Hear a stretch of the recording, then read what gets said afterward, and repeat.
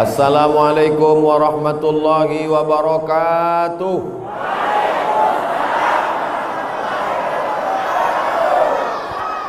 Bersyukur kepada Allah atas segala nikmat dan keberkahannya dengan ucapan Alhamdulillahi Rabbil Alamin.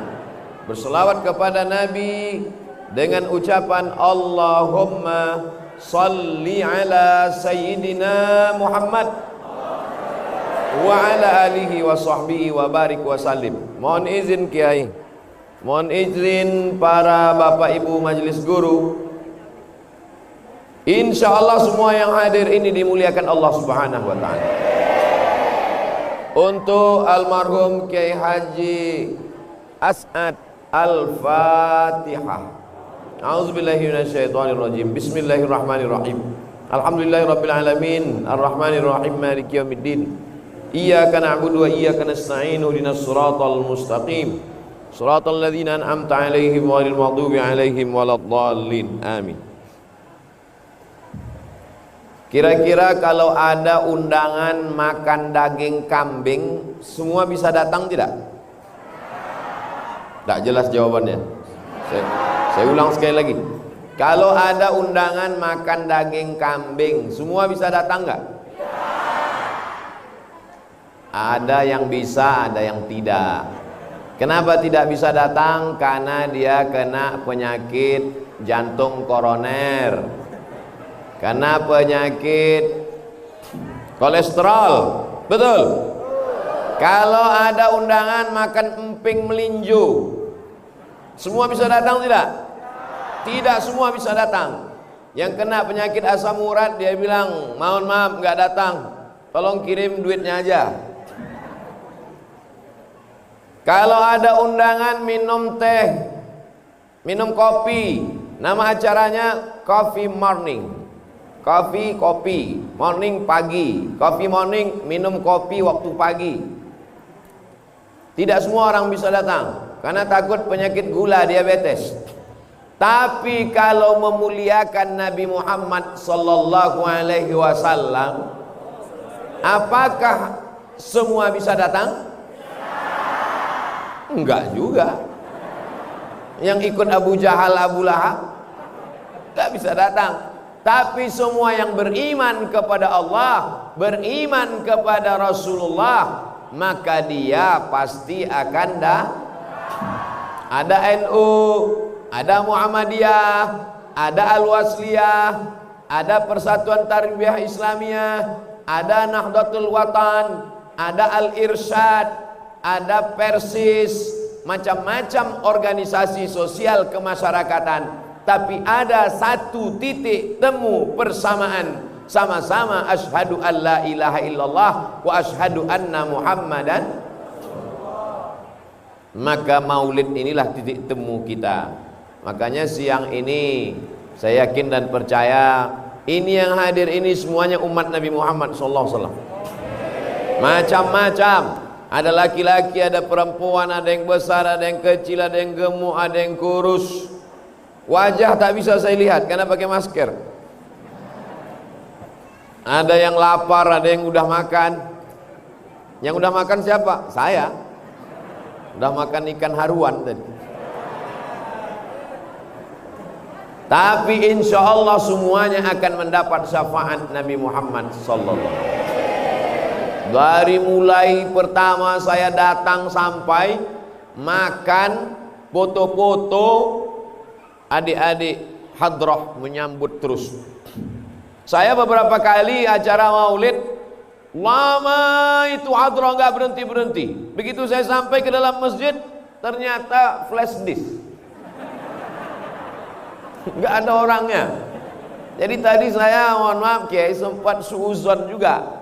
Itu kok hadrohnya nggak berhenti-berhenti. Saya sangka tadi CD, ternyata asli manusia, orang-orang soleh semuanya. Ngapain pakai pukul-pukul hadrah, pukul gendang ini?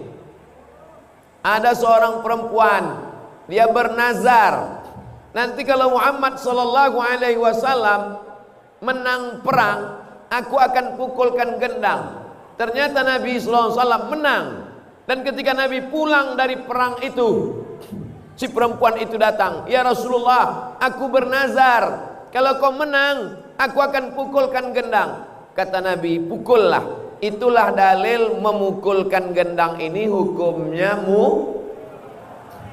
mubah, bukan murah. Dua, kata Nabi, "A'linu hazan nikah." Kalau nikah jangan diam-diam. Ini banyak nih bapak-bapak diam-diam biar supaya istri pertama nggak ketahuan. Kalau nikah jangan diam-diam. Iya kan, Bu? Iya kata mereka. Maksudnya kalau mau nikah kasih tahu sama mereka. Ahlinu hazan nikah waj'aluhu fil masajid. Buat akad nikah itu di afdol nikahnya di masjid. Tapi kalau akad nikah di masjid, bajunya sesuaikanlah dengan baju orang masjid. Ini akad nikahnya di masjid, bajunya baju diskotik. Rencana nikah tanggal 20, pergi ke tukang jahit tanggal 10, belum selesai, udah dipakai. Resletingnya belum dipasang. Mohon maaf Pak Kiai, saya keceplosan. Ahlinu hazan nikah, nikah jangan diam-diam. Waj'aluhu fil masajid, buat akadnya di masjid. Wadribu alaihi biddufuf, pukulkan gendang. Itulah dalil boleh mukul gendang dalam masjid. Dalil ketiga, ketika Nabi sedang duduk, ternyata ada pemuda-pemuda dari Habasyah. Habasyah itu Abyssinia. Sekarang negerinya bernama Ethiopia.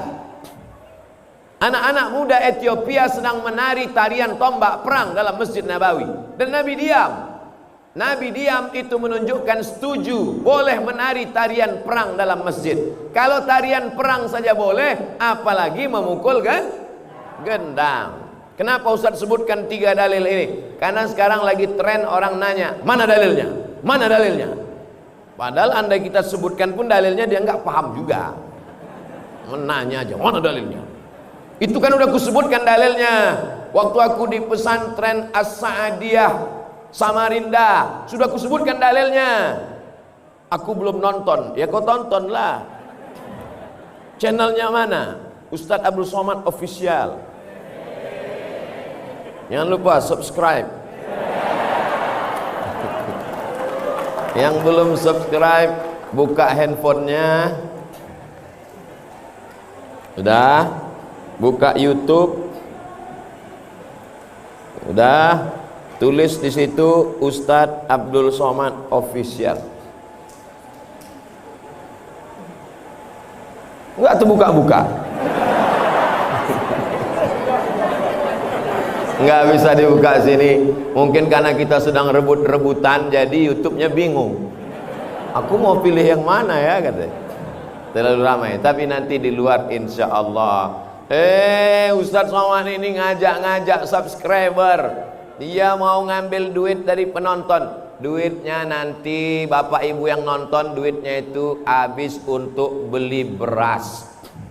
Oh, ujung-ujungnya Ustadz cari beras juga. Beras untuk fakir miskin. Mudah-mudahan kita semuanya istiqomah. Apa yang kita lakukan hari ini, dari mulai langkah kaki kita sampai kedipan mata kita, sampai lidah kita, semuanya mesti mengikut Nabi Muhammad sallallahu alaihi wasallam. Betul? Benar? Setuju? Buktinya mana? Saya ulang sekali lagi. Langkah kaki, kedipan mata, lidah, tangan mesti mengikut Nabi Muhammad sallallahu alaihi wasallam. Betul? Benar? Setuju? Buktinya mana? Langkah kaki. Waktu langkah kaki masuk masjid tadi, kaki kanan apa kaki kiri? Yang dibaca mulut apa? Allahumma inni a'udzubika. Berarti jamaahnya masih sadar. Kalau jamaahnya udah error, pasti dia nyambung aja. Allahumma inni a'udzubika minal khubusi wal khaba'is. Langkahkan kaki kanan, baca doa. Allahumma barik lana, Allahumma ftahli abwaba rahmatik. Haus, ceramah kuat-kuat, suara menggeletar, menggelegar, haus. Boleh minum?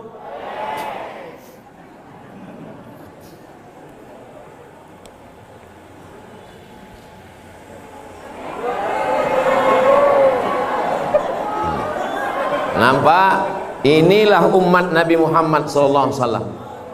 Dia langsung ribut. Kenapa? Karena Abdul Somad tidak ikut Nabi Muhammad SAW. Kalau ikut bagaimana? La yasrabanna ahadukum qa'iman. Jangan minum berdiri.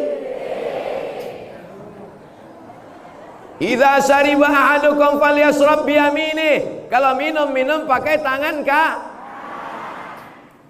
Tolong yang tadi rekamannya jangan sampai dipotong. Nanti buzer-buzer men-share Somad minum pakai tangan kiri sedang berdiri. Buzer itu bahasa Inggris, bahasa Arabnya syaiton. Tapi nanti jangan pas baca Quran dirubah. A'udzubillahi minal buzer.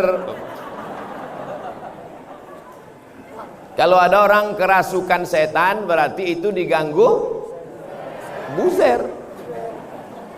Sampai mana tadi ceritanya? Langkah kaki ikut Nabi Muhammad, tangan kanan kiri ikut Nabi Muhammad SAW, mulut ikut Nabi Muhammad SAW, mata ikut Nabi. Mata lihat laki-laki. Ustadz dari tadi ngelihat perempuan terus. Saya udah tua, mata ini nggak begitu jelas. Ini saya ngelihat ke sana ini nggak bisa saya bedakan mana yang gadis, mana yang nenek-nenek.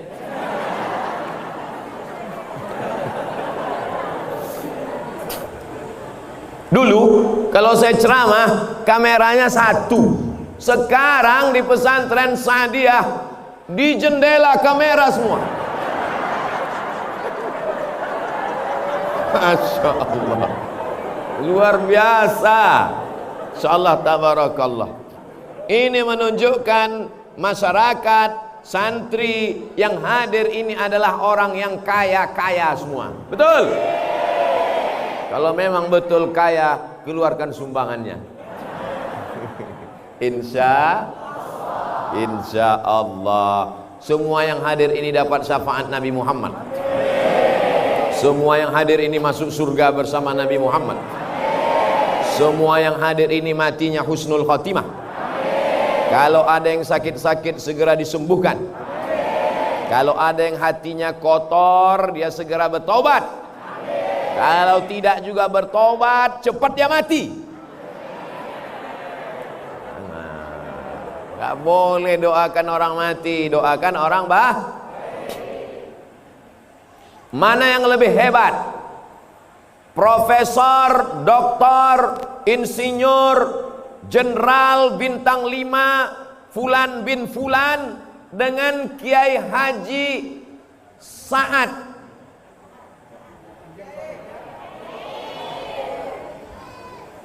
Almarhum Kiai Haji Sa'ad Ijan Saleh. Hebat tidak Kiai Sa'ad? Hebat. Dari mana hebatnya Kiai Sa'ad? Kiai Sa'ad mau hidup sampai hari kiamat. Betul? Ini jamaah ini betul-betul aja. Betul kata Ustaz? Betul? Betul kan? Kiai Sa'ad udah meninggal kan? Tapi Kiai Sa'ad tetap hidup sampai hari kiamat. Mana buktinya? Buktinya hari ini semua kita yang ada di masjid ini, semua kita yang beramal soleh ini, pahala kita mengalir kepada almarhum Kiai Sa'ad. Ada hari ini orang hidup tapi pahalanya nggak jalan. Ada orang meninggal pahalanya jalan. Saya ulang sekali lagi, ada hari ini hidup di atas tanah, pahalanya nggak jalan. Tapi ada orang sudah meninggal, pahalanya jalan. Pilih mana? Mau hidup nggak jalan atau udah meninggal tetap jalan? Bingung. Semua yang hadir ini hidup dan pahalanya jalan. Tapi yang nongkrong-nongkrong di warung kopi nggak jelas ujung pangkalnya, ngobrol perkara yang tidak mendekatkan diri kepada Allah, maka amalnya orangnya hidup tapi nggak jalan. Kiai Sa'ad sudah meninggal dunia, pahalanya jalan apa nggak jalan? Berapa kali sehari jalan pahalanya? 24 hours guys, 24 jam. Karena santri di pesantren ini tetap belajar 24 jam, betul? Mana yang santri? Angkat tangan santri. Santri jawab jujur ya. Kalian belajar 24 jam? Enggak. Tadi katanya mereka tidak belajar 24 jam. Tapi alumni pesantren Sa'adiyah sudah menyebar ke seluruh dunia, maka seluruhnya beramal tidak putus, 24 jam amal mengalir ke alam barzah. Kuburnya terang benderang, kuburnya sejauh mata memandang, kuburnya lapang. Mau? Syaratnya ikut syariat Nabi Muhammad sallallahu alaihi. Ada orang kaya punya tanah sejauh mata memandang. Mudah-mudahan Bapak Ibu lah orangnya. Amin. Kebun sawitnya 1000 hektar. Amin. Helikopternya 5. Amin. Mati. Ada yang bisa dibawa mati? Ada. Kain kapan? Ada orang mati bawa helikopter? Ada orang mati bawa brondol? Ada orang mati bawa tanah? Enggak ada. Tapi Kiai Sa'ad cerdas.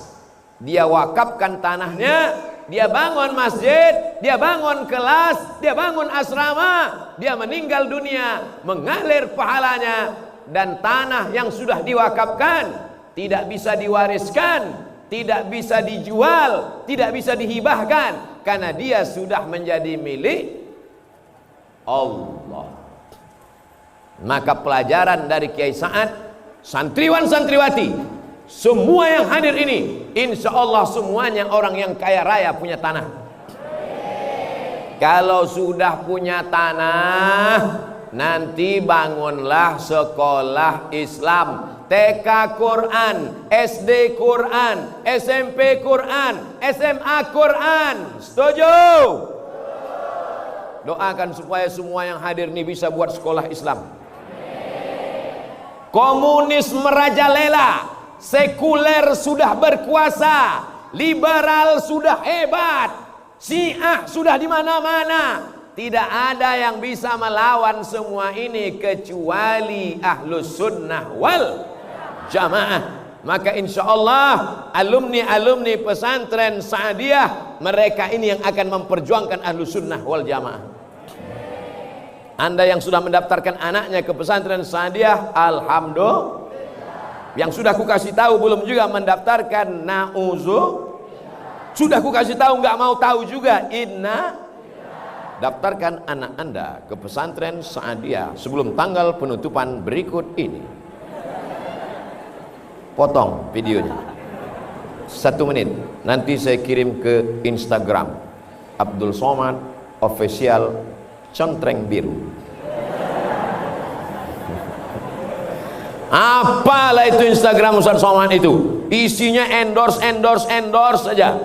Endorse tanah wakaf, endorse pesantren, endorse kerupuk, endorse keripik, endorse tanah kuburan.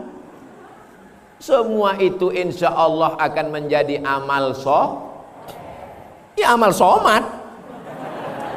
Orang Instagramnya punya Somad kok amal soleh? Enak aja. Saya yang beramal kok soleh yang dapat. Mohon maaf Kiai, saya kok di pesantren Saadiah ini, Masya Allah, tabarakallah. Jadi yang pertama yang ingin saya sampaikan, kalau mau hidup 1000 tahun lamanya, mau panjang umur sampai hari kiamat, maka kita mesti berwakaf. Berwakaf. Tapi bisa orang miskin berwakaf? Nggak bisa. Kenapa Kiai Sa'ad bisa berwakaf? Karena dia kaya. Kalau begitu orang Islam boleh nggak kaya? Wajib. Bukan boleh. Capek ikut ceramah Ustaz Somad ini. Dia bilang boleh, wajib. Umat Islam semuanya mesti kaya. Apakah orang yang kaya itu orang yang mobilnya harga 5 miliar pintunya 1? Enggak. Mobil paling mahal sekarang 5 miliar pintunya 1. Nanti 2021 ada lagi mobil enggak pakai pintu, melompat aja dari atas macam truk sawit. Orang yang kaya adalah yang hartanya itu tidak masuk ke dalam hatinya. Itulah yang dicontohkan Kiai Sa'ad. Ini tanah seluas ini kalau dia mau jual, berapa hektar semua Kiai? 6 hektar guys. Sekarang orang kapling-kapling tanah berapa banyak, datanglah jamaah ngadu ke saya, Ustaz ente kenapa sedih Pak Ustaz? Sedih kenapa? Ayah saya meninggal. Ya ayah orang meninggal semua. Kenapa kau sedih? Kubur bapak saya sudah diambil developer Pak Ustaz. Sudah dibuat rumah di atasnya Pak Ustaz. Saking kan orang semangatnya mengambil tanah. Bahkan satu tanah itu bisa pemiliknya 5 surat tanah tumpang tindih. Tapi Kiai Sa'ad bisa 6 hektar tanah dipakainya untuk agama Allah. Hebat apa tidak?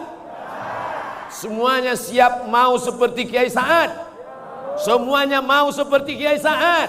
Semuanya siap seperti Kiai Sa'ad. Yang punya tanah 6 hektar angkat tangan. Insya Allah. Kira-kira kalau ada orang punya tanah 6 hektar, bisa nggak dia berwakaf 6 hektar? Ya nggak bisa. Kalau 6 hektar diwakafkan 6 hektar, habis lah. Itu menunjukkan berarti tanah dia lebih banyak. Tanah sana, tanah sana, tanah sana. Ada orang di India tanahnya banyak. Siapa namanya? Tuan Takur. Mudah-mudahan semuanya jadi tuan tanah. Ini santri yang permisi sedang mengurus surat tanah. Nggak apa-apa. Kalau mau pipis boleh. Daripada kencing di masjid, nggak boleh. Saya ceramah tuh kadang keluar begitu aja dari mulut. Tak ada yang saya rencanakan. Mudah-mudahan anak kita tidak tersinggung dengan ucapan saya. Saya nasihatkan adik-adik. Saya bayangkan kalau mereka tadi nanti jadi presiden. Yang 2 tadi, satu jadi presiden, satu jadi wakil presiden. Aminkanlah. Kelihatan nggak setuju. Mereka jadi presiden, jadi wakil presiden tahun 2050. Sebagian ibu-ibu sudah meninggal. Saya masih hidup. Waktu itu mereka bicara di istana. Apa kata dia? Bapak wakil presiden, ya Pak Pres, kita dulu waktu di pesantren Saadiah, waktu permisi pipis dibilang Ustaz Somad ngurus surat tanah kan, katanya. Iya, ayo kita cari Ustaz Somad, kita masukkan dia ke dalam penjara bawah tanah. Maka saya mohon maaf. Insya Allah selama saya tausiah nggak ada yang tersinggung kan? Saya ulang sekali lagi, selama saya tausiah nggak ada yang tersinggung kan? Alhamdulillah. Soalnya di beberapa tempat ada yang tersinggung, pulang meninggal.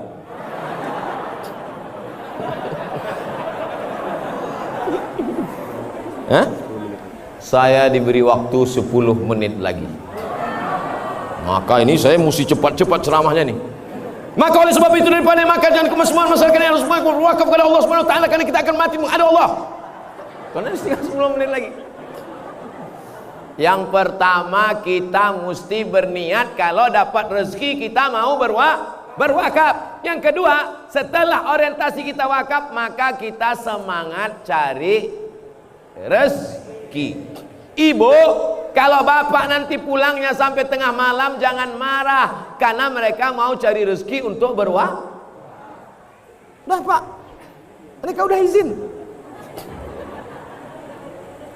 Kira-kira orang Islam kalau niatnya berwakaf makin semangat cari duit atau enggak?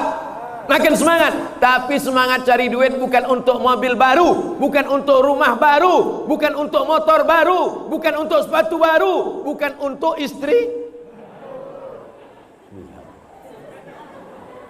Tapi semangatnya untuk berwakaf.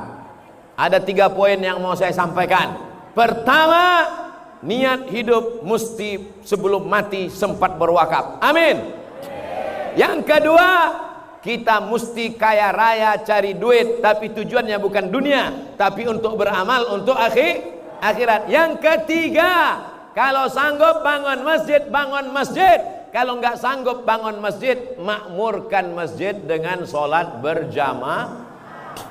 Hari ini semuanya hadir di masjid. Masjid apa namanya Pak Kiai?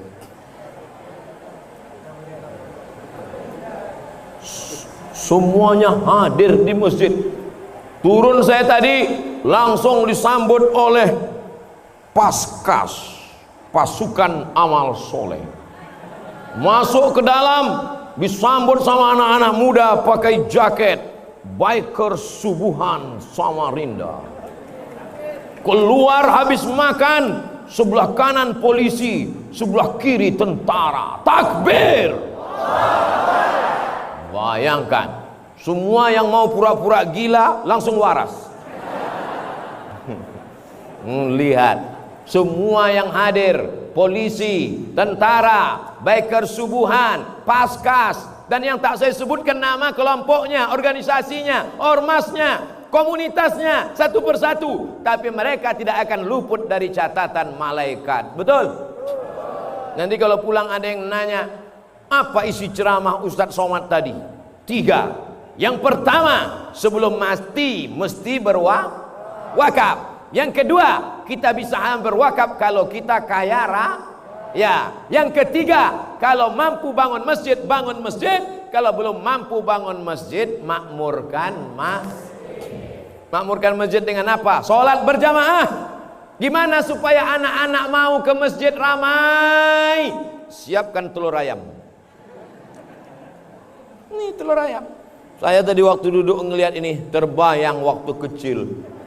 Saya dulu kemana aja mak saya pergi ikut. Saya anak pertama, adik saya 1 laki-laki, 2 cuman 1 saudara kandung. Kemana aja mak saya pergi ikut. Maulidan, solawatan, tahlilan, barzanjian, ikut. Mau ngejar apa? Telur ayam. Saya sangka tradisi telur ayam itu cuma ada di tempat kami di Sumatera. Rupanya sampai di Kalimantan tetap telur ayam. Alhamdulillah, nampaknya sepele. Bagi kalian ini telur ayam biasa. Tapi bagi anak-anak, berapa anak-anak yang sudah nangis minta telur ayam? Telur ayam, mas. Telur ayam. Sabar, nanti akan dibagi telur ayam.